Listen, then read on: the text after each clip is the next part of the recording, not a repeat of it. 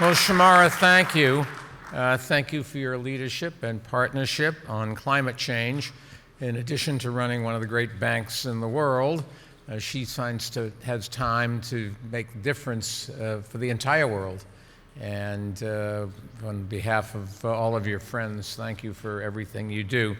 Let me also thank everyone here for helping to lead the Glasgow Financial Alliance for Net Zero, and particularly our chairs in Asia and the Pacific, Africa, and Latin America.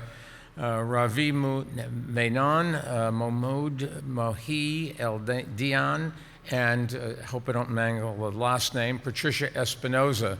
It's particularly important I pronounce her name right because she works at Bloomberg. Seriously, their work couldn't be more important, and we can't avoid the worst harms of climate change without an enormous amount of new investment. And that's especially true in developing nations that have contributed the least to the crisis, but now face some of the bloodiest risks.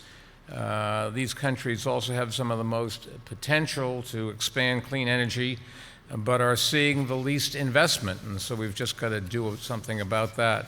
The good news is that more and more of the world's largest financial firms are creating plans to reach net zero emissions across their portfolios, but we do need financial firms of all sizes in every part of the world to make those plans, including the domestic banks that provide the bulk of financing for clean energy projects in developing countries.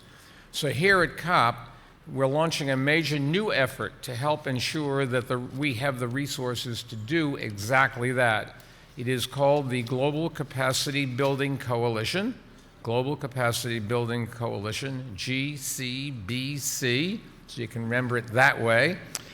It does bring together an unprecedented group of global partners that include the United Nations, financial firms, regulators, and standard-setting organizations, and multinational leaders who are critical to the ability of this global South to confront climate change, including the World Bank and the IMF. And these groups, we think, will work together to provide assistance and resources to help financial institutions in developing countries, which will help them create net zero investment plans that also continue to drive growth, create jobs, and improve public health. And that's going to do a lot to speed up our progress. So let me once again thank the leadership group at GFANZ for all your important work and all the partners involved in this new coalition. And it is now my pleasure to turn it over to one of the founders of the Global Capacity Building Coalition and the president of the Inter-American Development Bank, Ilan Goldfein. Ilan, all yours.